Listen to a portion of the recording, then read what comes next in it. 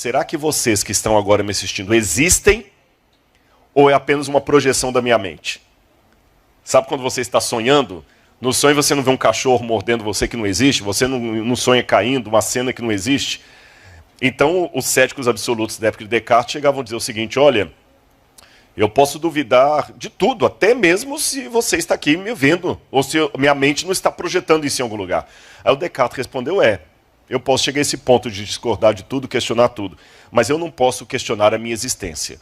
Porque ainda que vocês sejam uma ilusão, eu tenho que estar em algum lugar provocando essa ilusão. Aí é onde veio a frase: penso, logo existo. Cogito, ergo sum. Eu acrescentaria algo à frase de Descartes: amo, logo existo. E me sinto amado por ele. Agora, eu quero testemunhar para os irmãos que esse amar e me sentir amado por Deus não significa um sentimento linear. Há momentos de queda, há momentos de dúvida. E quem sabe eu estou pregando nessa manhã para algum presente aqui ou em casa que passa por momentos de dúvida. Será que ele me ama mesmo? Se ele me ama, por que ele está fazendo isso comigo? Eu quero que vocês abram a Bíblia comigo e leiam juntos o Evangelho de Marcos, quando Jesus acalmou a tempestade. Marcos capítulo 4, versículos 35 em diante. Esse mesmo episódio também pode ser encontrado em Mateus capítulo 8 e em Lucas capítulo 8 também. Mas eu escolhi ler a versão de Marcos. Vocês sabem que Marcos, antes de nós lermos aqui, é um evangelho que me chama muito a atenção por vários detalhes. Um deles é o seguinte: deixa eu fazer uma pergunta para a igreja, e você mesmo em casa pode responder verbalmente, vamos participar ainda que de maneira virtual. Se você fosse escolher um dos 12 apóstolos para escrever um evangelho que ainda não existe, qual dos 12 você gostaria de ter um evangelho escrito por ele? Pedro? Quem mais pensaria em Pedro? Acho que é a resposta imediata, né? Todo mundo queria um evangelho de Pedro. Eu também. Como é que seria um evangelho escrito por Pedro? Aí quando eu comecei a estudar a origem dos evangelhos, eu descobri um documento do 2º século, escrito por Papias, onde Papias coloca uma frase assim: Pedro falava, Marcos escrevia. E eu vou resumir para vocês aqui: o Evangelho de Marcos, na verdade, foi escrito sob os auspícios do apóstolo Pedro. Quando Pedro estava em Roma, porque foi o seguinte, João Marcos, ele seguia Paulo e Barnabé. Só que houve uma briga, porque Marcos, muito imaturo, abandonou Paulo numa época complicada e foi embora, e Barnabé queria dar uma segunda chance para Marcos, Paulo não queria. Então Paulo e Barnabé brigaram por causa disso. Barnabé levou Marcos para continuar ensinando Marcos a evangelizar. Nesse meio tempo, Barnabé separa de Marcos. Algumas dessas informações não estão direto na Bíblia, mas a gente tem informação do período patrístico ali, como por exemplo que Pedro morreu crucificado de cabeça para baixo, Paulo morreu degolado. Nós temos informações históricas que não estão na Bíblia. Então Marcos separou de Barnabé, e ele foi ajudar o idoso apóstolo Pedro, que a essa altura já estava preso em Roma. E Pedro, provavelmente de Roma, resolveu escrever um evangelho. E Pedro quase certamente era analfabeto. É muito provável que as duas cartas de Pedro e o evangelho não foram escritas direto pela mão de Pedro, mas ele foi ditando para um secretário. Tanto é que as duas cartas têm estilo de redação diferente. Na época bíblica, o autor e o escritor não são sinônimos perfeitos. Eu posso ser um autor do livro e o outro escrever. Por exemplo, quem escreveu a carta aos Romanos? Não foi Paulo. Tércio, quando você chega em Romanos, quer ver só para... Depois a gente volta para Marcos, mas só para dar uma esclarecida para os irmãos, que eu acho que pregação também é aula, né? Quando você vai em Romanos, capítulo... Deixa eu virar aqui. Capítulo 16...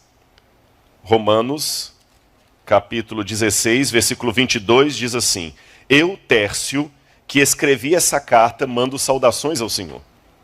Então quem escreveu Romanos foi Tércio. Mas quem é o autor de Romanos? Paulo.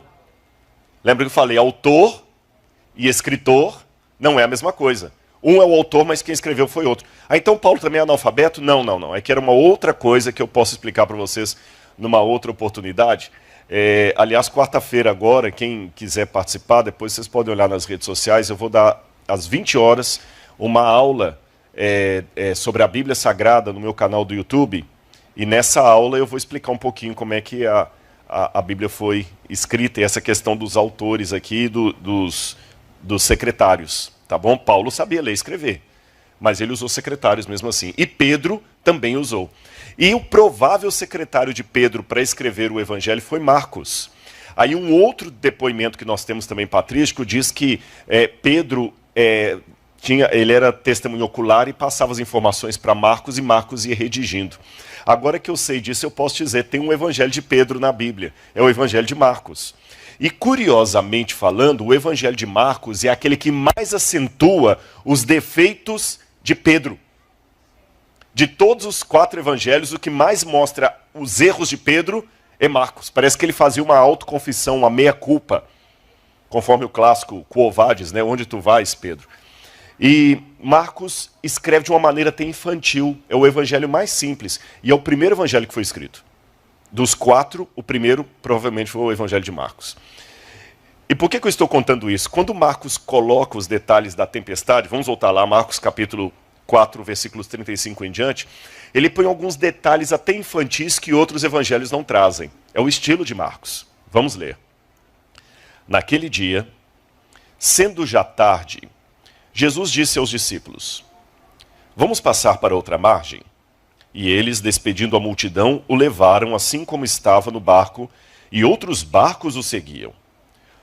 Preste atenção nessa leitura, porque depois vou mostrar um erro que muita gente comete nesse episódio aqui, tá bom? Já dei a dica, presta atenção na leitura, porque vai ter um erro que as pessoas cometem. Verso 37. Bom, eu falei que outros barcos o seguiam. Ora, levantou-se grande temporal de vento, e as ondas se arremessavam contra o barco, de modo que o mesmo já estava se enchendo de água. E Jesus estava na polpa, dormindo sobre o travesseiro. Olha o detalhe que Marcos coloca. Lembra que eu falei que chega a ser infantil? Ele põe que Jesus estava dormindo e que tinha um travesseiro ainda. E Jesus estava na polpa dormindo sobre o travesseiro. Os discípulos o acordaram e lhe disseram: Mestre, o Senhor não se importa que pereçamos? E ele, despertando, repreendeu o vento e disse ao mar: acalme-se, fique quieto. O vento se aquietou e tudo ficou bem calmo.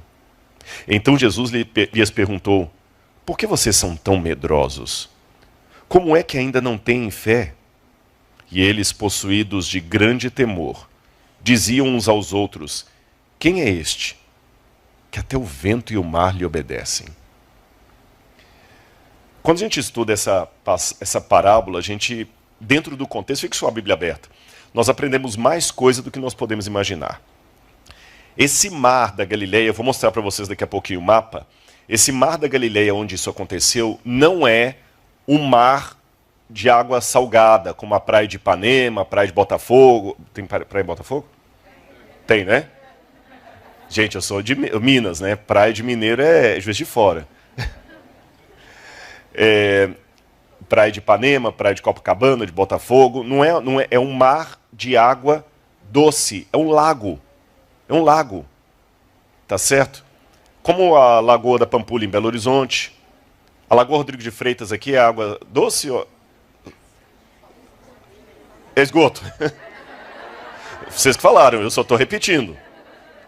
Mas é água salgada ou é salgada? Mas imagine se a Lagoa Rodrigo de Freitas fosse de água doce. Você entendeu? É como se fosse a Lagoa Rodrigo de Freitas. Aí você pode falar: Rodrigo, se era um grande lago, por que eles chamam de mar? Quem é mineiro sabe responder isso. A gente que não tem praia, qualquer coisa é um lagoão. Para eles, qualquer extensão de água grande era um mar. Yam, em hebraico. Era um mar. E naquela época bíblica, o mar sempre tinha uma conotação muito perigosa, muito assustadora. Se você pegar a mitologia grega, ela está repleta de histórias ou mitos envolvendo o mar. Lembra Ulisses que vai para o mar lá e Poseidon tenta matar Ulisses enquanto ele vai lá nas guerras de Troia e tudo, depois Ulisses volta. O mar sempre é algo sombrio. Quando você pega os mitos ugaríticos, o mar é onde mora um monstro caótico, o Tiamat, que participa da criação. Você pega a Babilônia também, o mar sempre é tido como algo ruim. E por que eles tinham essa ideia? Gente, porque hoje... Eu vou tomar licença, não me dê essa autorização, Igor. Espero que você não fique bravo comigo. O Igor vai viajar de navio, em segurança. Vai de avião, depois navio. Você não tem hoje o medo de viajar de navio que tinha na época do primeiro século. Porque toda viagem de navio era 80% uma viagem sem volta. Para começo de conversa, os navios não podiam nem precisar que hora iriam sair, porque dependiam do vento e eles não tinham previsão meteorológica como nós temos hoje. Então, por exemplo, um navio que fosse embarcar no porto da Via Ápia, em Roma, ele marcava assim, você tem que estar aqui no dia 15 das calendas de Márcios. Você chegava lá no dia 15... E o navio podia sair 3, 4 dias depois. Você tinha que ficar ancorado ali no porto esperando, porque eles dependiam do vento, era vela. Era vela, e às vezes tinham uns remadores também, mas é uma série de coisas. E eles não sabiam prever, como nós temos hoje, com tanta precisão, se haveria tormentas em alto mar ou não. Por isso que o mar sempre era um lugar perigoso. Muito perigoso. Isso aqui que vocês estão vendo aqui nesse quadro é um mosaico de uma casa de uma pessoa muito rica. Vocês já sabem onde aconteceu. A primeira coisa que me chama a atenção é que Marcos dá um detalhe. Quando Jesus foi, outros barcos o seguiram. Mas quando levantou a tempestade, só tinha o deles. Cadê os outros? Primeira pergunta. Você está disposto a continuar seguindo Jesus mesmo quando a tempestade? Irmãos, isso que eu vou falar para vocês aqui agora é tão recente na minha cabeça. Minha esposa sabe que eu tenho uma mente inquieta. Eu fico sempre elaborando. Não sou um fanático não, viu, gente? A gente assiste séries juntos, assiste desenho animado, tira o tempo para a família. Não brinco com isso não, ela sabe disso. Mas ao mesmo tempo, às vezes eu fico assim, eu fico pensando em algumas coisas. Olha, eu pensei nisso aqui. Essa semana me veio um pensamento à cabeça que eu não tinha ainda imaginado. Eu quero compartilhar para os irmãos aqui de segunda mão, porque primeiro eu falei com minha esposa. Olha como é que nós temos a tendência a abandonar Jesus quando a crise apresenta. E quando eu digo nós, estou falando nós mesmo, primeira pessoa do plural. Não estou falando os falsos crentes, não. Eu já vi algumas pessoas que ajudam muito as pessoas, Marcos. Mas quando eles envelhecem ou quando não estão mais na ativa, todo mundo some. Todo mundo some. E eu ainda cuido de uma pessoa que todo mundo some hoje. Mas no passado, até antes de chegar numa igreja, o pessoal queria saber qual que ele ia estar para ele pedir alguma coisa. As pessoas somem. Tanto é que o padre Fábio de Mello uma vez falou um negócio que eu falei, puxa, é verdade. Ele falou assim, as pessoas que realmente importam na sua vida são aquelas que continuarão do seu lado quando você não for mais útil. Eu achei profundo aquilo. Porque hoje vocês estão me convidando para pregar aqui, louvado seja Deus por isso, mas se Jesus não voltar até lá, vai ter um dia que eu vou estar talvez numa cadeira de rodas. Por que não? Não estou sendo pessimista, é a lei da vida. Coloca o Rodrigo no sol. Tira o Rodrigo do sol. Prepara, meu bem, você é mais nova. Vai sobrar para você. O Rodrigo não vai mais pregar. O Rodrigo não vai mais fazer programa de televisão, muito menos escavar. E quantos que hoje assistem Evidências que vão ter paciência para ficar comigo, tira do sol, põe no sol? É nessas horas que você vê realmente quem importa. Quando você não é mais útil. Quando você não tem mais dinheiro para dar, não tem mais energia. E as pessoas somem. E não estou falando que são necessariamente ruins, não. Agora vem o inédito do meu pensamento essa semana. Jesus, uma semana antes, tinha uma multidão descendo com ele o desfiladeiro do Monte das Oliveiras, e entrando em Jerusalém, gritando, Baruch rabá Beshem Adonai, bendito que vem em nome do Senhor, esse é o Messias, esse é o rei. Na sexta-feira seguinte, ninguém. Ele, olha bem, esse aqui que eu nunca tinha parado para pensar.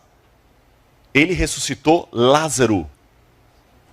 Lázaro morava em Betânia. E na sexta-feira, onde é que estava Lázaro? Sumiu. Eu nunca tinha parado para pensar nisso. A gente sempre entende Lázaro como uma pessoa boazinha, e eu não tenho por que negar. A Bíblia não fala nada negativo dele. Ele foi ressuscitado por Jesus. Jesus amava Lázaro. Jesus chorou no túmulo de Lázaro. Agora imagina, Jesus te ressuscita da morte, ou ressuscita o seu irmão. Quem perdeu um ente querido aqui, imagina, 4 dias seu irmão morto. Eu vou lá, ressuscito o seu irmão. Nossa, eu até me arrepio falando isso aqui. Imagina, Marcos, eu ressuscito o seu filho. Eu acho que você carrega até água na peneira para mim. Só que, curiosamente, uma semana depois eu estou sendo preso e você não está ali. Só João, de homem que ficou, José de Arimateia, e mesmo assim, José de Arimateia e Nicodemos pediram para tirar o corpo dele. Mas na hora que a multidão estava gritando, crucifica-o, queremos Barrabás, não apareceu um do outro lado falar, não, queremos Jesus. Eu achei tão interessante isso. Onde é que estava a multidão? Ninguém. Ninguém. Onde é que estava a mulher com fluxo de sangue que ele curou lá em Cafarnaum? Lembra os 10 leprosos que só um voltou para agradecer? Os barcos o seguiam, mas quando a tempestade se aproximou, os barcos sumiram. Em qual barco você está?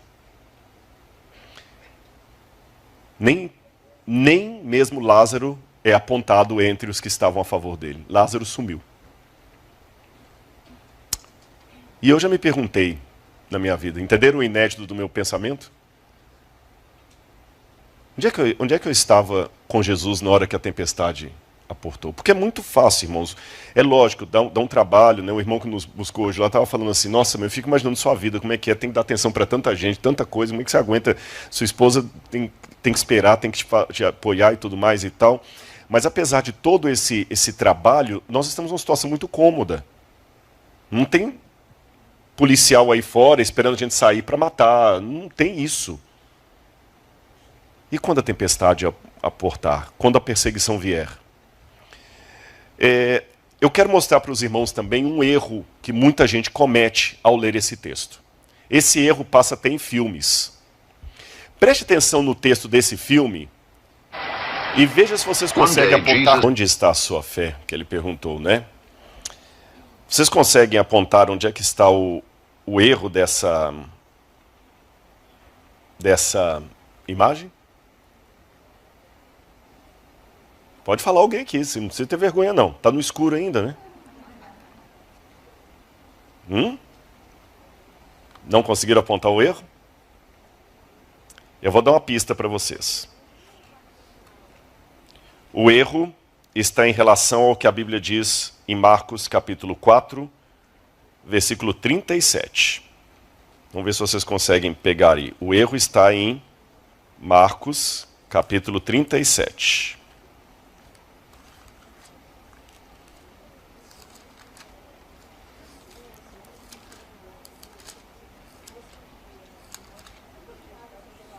Hã? Não ouvi. Não viu água sobre o barco? Mas tinha, ele entrou ali, tem uma parte. Olha aí o verso que eu falei. O verso mostra o erro do filme. Como era o tipo da tempestade? Pode falar. Não verbalizou. Mas tem um erro mais sério. Era tempestade de vento. Não era tempestade de água. Percebeu? O que era tempestade de vento? Vou mostrar para vocês. Esse é o mapa, de novo, de Israel, como falei com vocês. Lá em cima, no número 30, acho que era 30 lá em cima, onde está o Monte Hermon. Está meio branquinho ali, porque o Monte Hermon tem neve, e a neve derrete e vai formando o veio do Rio Jordão, que vai descendo. Aí o Rio Jordão vem descendo, forma o Mar da Galileia, vem descendo, descendo, e forma o Mar Morto aqui embaixo. Então, se vocês olharem, Israel, na verdade, é como se fosse um corredor. Eu estou olhando aqui nesse canto, olha, tem uma banda de cá, uma banda de lá. Então Israel é literalmente uma cordilheira montanhosa de um lado, uma cordilheira montanhosa do outro, com um intervalo que tem um platô, e no meio aqui tem uma fenda gigantesca. E é nessa fenda que o Rio Jordão vai passando. Entenderam a geografia? Agora, lá em cima, o que a fenda faz? Ela é estreita entre o corredor e ela se abre. Então o vento que vem do norte, ele passa, e vocês sabem, quando o vento vem passando, e ele passa através de um lugar mais, como é que eu diria, estreito, ele pega velocidade. E quando ele pega velocidade, ele sopra no Mar da Galileia. E quando ele sopra no Mar da Galileia, dá tempestade de vento, com ondas de até 3 metros de altura. Já teve situação de onda do Mar da Galileia arrebentar asfalto da cidade de Tibérias, de Tibérias hoje. Querem ver uma imagem dessa? Pena que está em VHS, essa imagem tem mais de uns 15 anos que foi feita, então não está com a qualidade boa, tá bom? Mas é a única que eu tenho. Eu já vi a situação lá que a gente não pôde andar num barco grande, você que já foi para Israel, aqueles barcos não davam para andar por causa de risco de tempestade. Especialmente no período ali de janeiro, época do fim do inverno, alguma coisa assim. Então vou mostrar para vocês uma tempestade de vento. Pode colocar, por favor, aí? Olha aqui. Se vocês observarem, apesar da imagem não estar muito boa, o céu está limpo, sem nuvens. Era um dia de sol. Mas olha as ondas. Então qual foi o erro do filme? Não era chuva, com raios, trovões e água caindo. Era uma tempestade de vento. Agora, até aqui, é uma curiosidade. Mas qual é o aspecto espiritual de tudo isso que eu mostrei para vocês? E o que isso tem a ver com aquilo que eu disse da decepção, de não seguir Jesus na hora da tempestade, pular, etc. Eu respondo a essa pergunta começando com uma outra pergunta. Por que os discípulos se admiraram? Olha a última frase deles. Quem é esse homem que até o vento e o mar lhe obedecem? Irmãos, quando Jesus operou esse feito aqui, Jesus já tinha operado outros milagres. Jesus já tinha curado pessoas. Talvez já tinha multiplicado os pães. Muita coisa Jesus já tinha feito. Então, essa admiração, num primeiro momento, ela fica sem sentido. Imaginem que vocês têm aqui um camarada que está nos visitando aqui, que é corredor olímpico, com várias medalhas. Aí um dia a gente marca uma corrida aqui na igreja e ele ganha disparado de todo mundo. Fala, nossa, quem é esse que ganha até do mais veloz da igreja? Não faz sentido essa pergunta, ele é campeão olímpico. Entende o que eu quero dizer? Quem é esse que... Não, vocês já sabem, se fosse o primeiro... Eu aceitaria essa pergunta dos discípulos no milagre de Caná da Galileia, porque eles não tinham visto Jesus fazer nenhum milagre até então. Aí realmente a admiração, nossa, quem é esse que consegue transformar água em vinho? Mas não, agora que eles se surpreenderam, quem que é esse? A admiração fica meio sem sentido. Então, pesquisando na Bíblia, eu falei, deve ter alguma razão a mais dessa admiração do que simplesmente um milagre. Eu não vou ler todos esses textos para vocês, para não ficar cansativo, mas vocês podem anotar os textos, eu vou ler apenas alguns para vocês. E para ler esses textos, eu descubro uma coisa interessante. Vocês sabem que na cultura do Antigo Oriente Médio, alguns símbolos tinham um significado especial, diferente dos nossos. Nós também temos muito simbolismo na nossa linguagem. Se o que nós falamos e escrevemos virasse Bíblia, daqui a 2000 anos, as pessoas também iam querer entender Por que, que o rapaz falou que a namorada dele é uma gata e ela falou que ela namora um cachorro sem vergonha? Pra gente não causa nenhum problema falar isso aí, porque a gente tem esse costume, né? Mulher bonita é gata, cara que faz bobagem é cachorro sem vergonha. A rigor fica até complicado, porque o cachorro é muito mais fiel do que o gato. Os que amam felinos não briguem comigo. Né? Gato ele vem quando ele quer, o cachorro não, o cachorro está sempre ali todo. E por que se chama de cachorro quem trai, quem faz bobagem? Mas é a nossa cultura. Naquela época bíblica também havia certos elementos que traziam uma cultura que hoje nós desconhecemos. E uma delas é justamente a junção de mar e vento e comando divino. Esse triângulo, mar, vento, comando divino. Ou mar e águas, tá bom? Águas, vento, comando divino. Comando divino. Quer ver? Abram comigo a Bíblia no Salmo 65, verso 7. Salmo 65.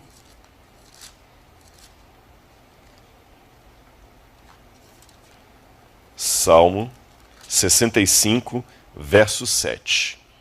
Quando a Bíblia vai falar de Deus, olha o que ela diz. Tu acalmas o rugido dos mares, o ruído das suas ondas e o tumulto dos povos. Lembra que eu falei que na Bíblia mares e águas são símbolos de povos? Tu, Senhor, quem que é o autor dessa ordem aqui? É o Altíssimo. Tu acalmas o rugido dos mares, o ruído das ondas, o tumulto dos povos. Deixa eu explicar para vocês uma coisa interessante sobre os Salmos. Os Salmos são um livro de cânticos do povo de Israel do passado. E os Salmos eram escritos em forma de poesia. Mas a poesia na Bíblia não tem esse sentido que nós temos hoje de mero romantismo ou de métrica e rima. A questão da métrica é discutível. A gente faz sempre poesia com rima. Batatinha quando nasce esparrama pelo chão. Mamãezinha quando dorme põe a mão no coração. Na Bíblia, a poesia geralmente é paralelismo de ideias. A menina era bonita e inteligente. Uma garota charmosa e esperta. Viram o que eu falei? A menina era bonita, inteligente. Uma garota charmosa e esperta. Bonita, charmosa. Inteligente, esperta. Menina, garota. Eu falei a mesma coisa com palavras diferentes. Você podia falar isso com 2 linhas ou com 3 linhas. Às vezes você podia falar de maneira contraditória. Assim como os céus são mais altos do que a terra, assim os meus pensamentos são mais altos que os vossos pensamentos. Ora, Nicodemos, se eu falando das coisas do céu você não entendeu, como que é que eu... Se você falando das coisas da terra você não entende, como que é que eu explico o céu? Esse contraste. E outro detalhe curioso da poesia, ela era tão importante que a poesia era para ajudar a pessoa a memorizar. Isso que eu estou falando é tão importante, é como se eu dissesse em português assim, tome nota. Quer dizer que isso é importante. Se eu estivesse conversando com vocês, fazendo esse sermão em prosa, então não estaria prestando atenção. Mas se eu trocasse a prosa e começasse a falar em poesia, então, peraí, ele está falando em poesia. Quer dizer que é uma coisa muito importante. E os salmos estão em poesia. Vocês viram aqui o paralelismo? Olha, tu acalmas o rugido dos mares, o ruído das ondas, o tumulto dos povos. Rugido, ruído, tumulto. Mares, ondas, povos. Percebeu? Agora só Deus que faz isso. Querem outro verso? Salmo 89, verso 9. Salmo 89, verso 9. De novo falando de Deus. Dominas a fúria do mar. Quando as suas ondas se levantam, tu as acalmas. Está falando de novo de quem? De Deus. Vamos ver mais um salmo? Salmo 107, 25. Salmo 107, 25. Salmo 107, 25. Pois Deus falou e fez levantar o vento tempestuoso que elevou as ondas do mar. Deus falou, fez levantar o vento tempestuoso e levou as ondas do mar. De novo, Deus é o autor. Olha também o verso 28 a 29. Então, na sua angústia, clamaram ao Senhor, e ele os livrou de suas tribulações. Fez cessar a tormenta, e as ondas se acalmaram. Então se alegraram com a calmaria, e assim os levou ao porto desejado. Quem tem autoridade sobre ventos? Deus. Gênesis 8, verso 1.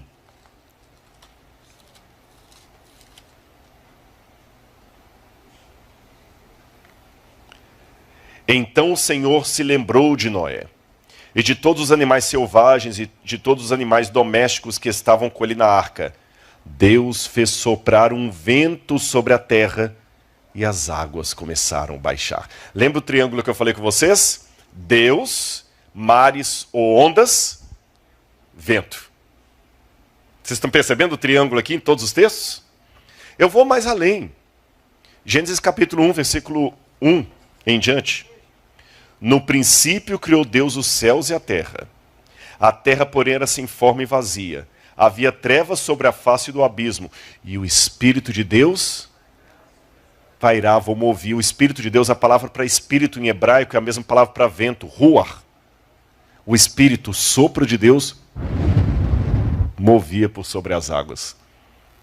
Quando Jesus foi batizado, é interessante que no hebraico, quando fala que o Espírito de Deus movia sobre as águas, a ideia é como se o Espírito de Deus tivesse com umas asas batendo assim e as águas movendo, como se fosse um pássaro. O verbo é rahap, em hebraico, significa bater as asas e as ondinhas vão formando. E aí vem a criação. Quando Jesus foi batizado, esse mesmo elemento se repetiu. Jesus sai das águas e o Espírito de Deus desce como pomba vindo sobre ele, batendo as asas. Olha que lindo isso aqui. Vamos ler mais uma passagem ou duas? Êxodo 14, 21. Êxodo, capítulo 14, versículo 21. Êxodo 14, 21. Na minha tradução diz assim: Então Moisés estendeu a mão sobre o mar, e o Senhor, por um forte vento leste que soprou toda aquela noite, fez que o mar se retirasse. Deus soprou o vento. Eu podia ler várias outras passagens para vocês, onde a gente vai Daniel 7:2, a profecia de Daniel, e os 4 ventos agitavam o grande mar. Apocalipse fala dos 4 anjos segurando os 4 ventos. Deus, mares ou águas, vento ou espírito. Quem sempre foi o autor de todas essas ações do Antigo Testamento envolvendo vento, calmaria e mar? Deus. Aí a ficha caiu. Aí eu entendi por que os discípulos ficaram admirados. Sabem por quê? Eles já tinham visto muitos feitos que Jesus havia realizado. Muitos milagres de Jesus. Jesus talvez ressuscitou pessoas. Extraordinário. Mas convenhamos, ressuscitar alguém não faz de Jesus ninguém além de um profeta. Porque Elias também ressuscitou o filho da viúva, não foi? Os ossos de Eliseu ressuscitaram um homem também. Aliás, o corpo de Eliseu ressuscitou um homem também. Os ossos de Eliseu ressuscitaram o corpo de um homem. Então, ressurreição por ressurreição, outros fizeram no passado. Ah, mas Jesus multiplicou pães e peixes. De novo, Elias também não multiplicou o azeite e a farinha da viúva? Ah, mas Jesus tinha poder sobre os demônios. Sim, mas Davi também, quando ele tocava a harpa dele, os demônios que estavam em Saul iam embora. Davi também era um exorcista. Fazer milagres, exorcizar pessoas, por mais fantásticos que sejam esses atos e essas maravilhas, isso não fazia de Jesus ninguém além de um profeta, como os do Antigo Testamento. Porém, acalmar o vento e as águas, nenhum profeta jamais fez isso. Era sempre Deus. Quando eles viram Jesus fazendo aquilo, dentro desse contexto que eu falei com vocês, do medo do mar, da autoria divina sobre os ventos e as águas, aí faz sentido a pergunta deles: quem é este que até o vento e o mar lhe obedecem? A gente pensou até agora que ele era um profeta. Depois começamos a cogitar que ele era o Messias. Mas ele é mais do que profeta e Messias. Será que ele é Deus? Para mim, eu tenho nesse episódio aqui uma prova que os discípulos entendiam a divindade de Jesus. Agora, irmãos, tudo isso aqui é história, explicação e Bíblia. Mas houve muitas vezes em que eu estive no Mar da Galileia em situações as mais diversas possível. Eu já fui mais de 30 vezes para lá. Não falo isso para exibicionismo, não. É para honra e glória de Deus. Deus me dê esse privilégio de ir lá e poder ensinar a Bíblia em loco.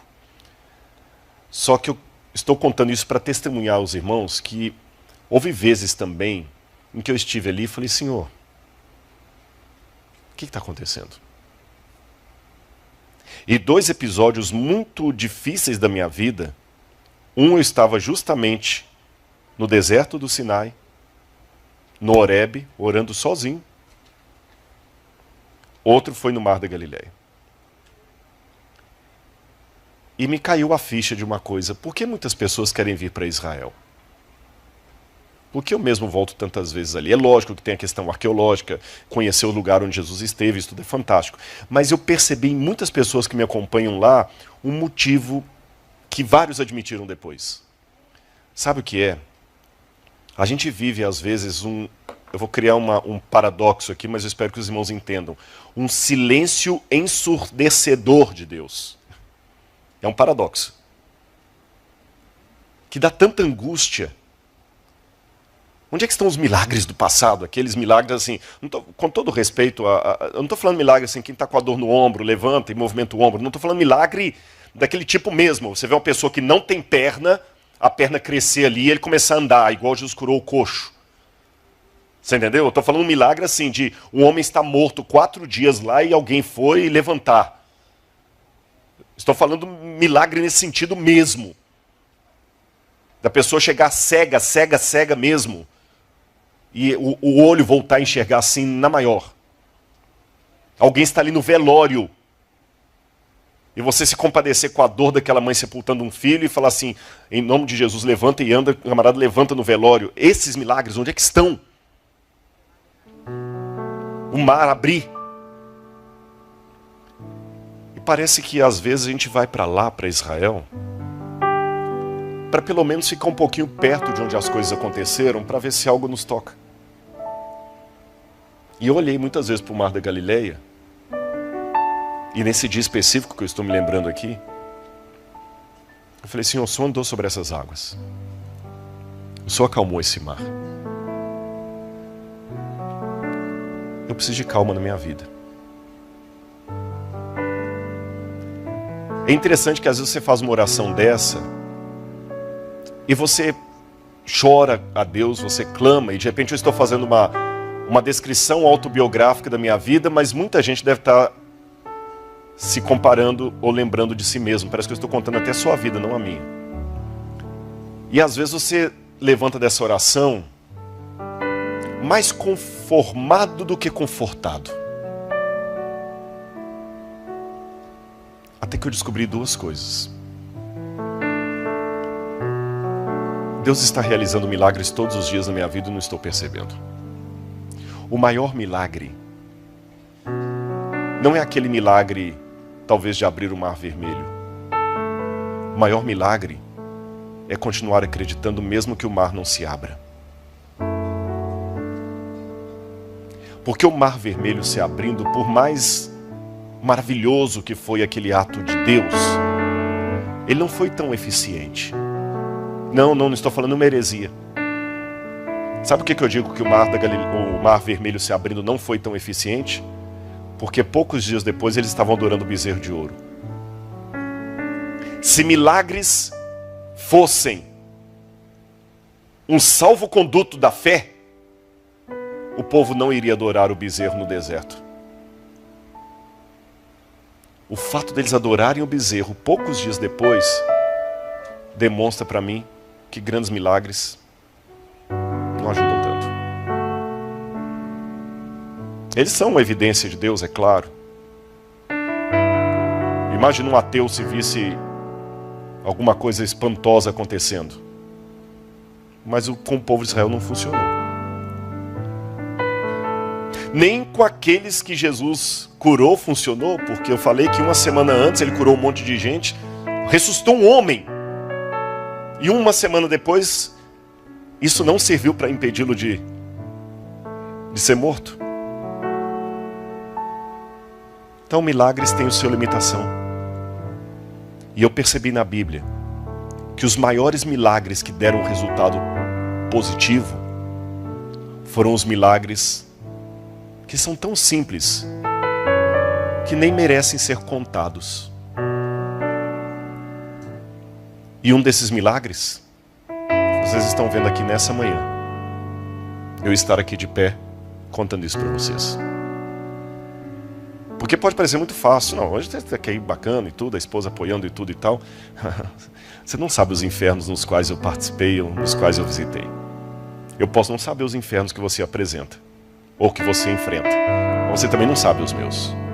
E mesmo que eu os contar para você, você vai ter uma ideia. Porque só quem enfrentou mesmo sabe o que é. E ele me pôs aqui de novo para falar para você que ele pode acalmar o mar hoje. O que eu aprendo desse episódio? Em primeiro lugar, ele é Deus. Em segundo lugar, não interessa se ele estava acordado ou se ele estava dormindo. O que importa é que ele estava no barco. Não interessa se a sua oração está sendo respondida ou não respondida. O que importa é que ela está sendo ouvida. E se ela está sendo ouvida, cala, fica na sua. Ele sabe o que está fazendo. Confia. Porque você vai saber o que é fé quando a fé for a única coisa que sobrar para você. Até esse dia você vai estudar sobre fé, a etimologia da palavra fé, fides, emuná, pistes em grego. Você pode fazer todo um discurso da palavra fé, mas você só vai saber o que é fé quando a única coisa que te sobrar vai ser isso. Ele está aí. E eu termino contando uma parábola, como contei ontem. Dizem que na Idade Média, muitos cavaleiros templários saíam da Europa para a Palestina em busca de relíquias sagradas. Queriam pedaços da cruz de Cristo, palha da manjedoura, até gotas do leite do seio de Maria foram levados para a Europa como relíquias sagradas. Vocês já devem ter ouvido falar disso aí, né? E sabem qual foi a relíquia sagrada mais procurada de todos os tempos? O Santo Graal. O cálice sagrado. Aquele copo que, segundo a tradição, teria tocado nos lábios do Senhor na noite em que ele fora traído. E muitas lendas surgiram na Idade Média, e eu vou contar uma delas para vocês. É uma lenda, mas ela tem uma aplicação. Um cavaleiro templário, uma vez saiu de seu feudo, seu castelo feudal, para ir à Palestina buscar o Santo Cálice, o Santo Graal. Ele queria encontrar o cálice sagrado. A porta elevadiça desceu, ele saiu montado no seu cavalo, com seu escudo, sua lança, sua espada, seus elementos de viagem. E quando ele cavalgou, um pouco distante do palácio, ele passou por uma clareira de uma floresta, e havia um riacho, e perto daquele riacho havia um leproso. E a lenda diz que o leproso, quando viu aquele cavaleiro com seu cavalo, ele levantou: Senhor, Senhor, por favor, Senhor, Senhor, estou cansado e morrendo de sede, um pouco d'água por amor ao céu. E levantou um copo. E aquele cavaleiro viu o copo, o riacho estava ali, mas o leproso não podia pôr a mão na água do riacho, porque ele era leproso. Ele iria contaminar a água, e se ele colocasse a mão na água e alguém o visse, o mataria. Então, mesmo perto do riacho, aquele leproso precisaria de alguém que, por misericórdia, desse água para ele. O cavaleiro olhou para aquele leproso e pensou, não, mas algum servo do meu castelo vai vir aqui buscar água e vai atender esse homem. Eu tenho uma caravana me esperando na cidade próxima, não posso perder tempo com ele. Desculpe, amigo, eu estou com muita pressa, eu tenho que buscar o cálice sagrado. Mas, Senhor, eu tenho sede, sinto muito, alguém vai te ajudar. E foi na poeira da estrada, deixando para trás a silhueta daquele leproso. A lenda conta que passaram-se os dias, os meses e os anos, e depois de uma árdua busca, aquele homem ficou frustrado. Sua pele ficou enrugada, queimada pelo sol, os cabelos se tornaram brancos, ele perdeu tudo, toda a sua riqueza, e não conseguiu achar o cálice sagrado. Só lhe sobraram 3 coisas. O seu castelo, a essa altura abandonado, o seu cavalo e parte da sua armadura. Ele volta, frustrado. O cavalo agora já não está mais a galopes tão velozes, não tem mais pressa. Na verdade, ele até quer adiar o encontro com seu castelo abandonado, um lugar tão bonito, tão cheio de festa, agora cheio de ramagens. E quando ele se aproxima da floresta, indo em direção ao castelo, sem saber o que ele vai fazer, ali, perto do riacho, um pouco mais velho e mais carcomido pela doença, aquele leproso, talvez o único que não conseguiu sair dali. E o leproso, com a voz já quase trêmula de tanta sede, perto da morte, falou, Senhor, eu vou morrer. Por favor, eu peço por misericórdia um pouco d'água por amor ao céu. E estica o copo, quebrado. Sem pressa, ele desce do cavalo, pega o copo da mão do leproso e leva a água. E quando ele leva a água, essa lenda diz que num primeiro momento houve um brilho, que ele se assustou. E aquele copo se transformou na mão dele, não era mais um copo velho quebrado, mas era o santo graal que ele estava procurando tanto. E o leproso já não era mais um leproso, mas a figura reluzente do próprio Filho de Deus. Eu sei que é uma lenda, isso não aconteceu. Mas ela serve para dar uma lição para todos nós, como Jesus, ao contar suas parábolas, perguntava: o que vos parece? À semelhança daquele cavaleiro andante, muitos de nós buscamos longe o que está perto. Aquele dia que eu orei no Mar da Galileia, pedindo um sinal, nada de extraordinário aconteceu. Nada de extraordinário aconteceu. Não houve vento soprando na água, nem acalmando a água. Não vi ninguém andando sobre a água. Não vi nenhuma multiplicação de peixes. Nada aconteceu. Porém, anos e anos depois daquela situação, onde eu não via luz no fim do túnel, eu chego a essa igreja e vem uma garotinha que, por sinal, tem o nome da minha esposa, Laura. Quantos anos você tem, Laura? 10 anos. E traz o meu livro para eu assinar. O milagre está aqui. Uma garota de 10 anos trazendo o meu livro de arqueologia para eu assinar. Que é um livro que traz hebraico, grego, acadiano, egípcio. Olha o milagre aqui. Eu estou aqui podendo assinar o livro para ela. Não busque longe o que está perto. Tá bom? Não abandone o barco de Jesus por causa da tempestade que se levantou. Não volte, continue com ele. A tempestade dá medo. Todo mundo recuou. E mesmo que ele estiver dormindo, ele está indo no barco. Pode ter certeza. Porque ele estava no meu barco. Mesmo que eu talvez não estivesse percebendo isso. Que Deus abençoe você nesse momento.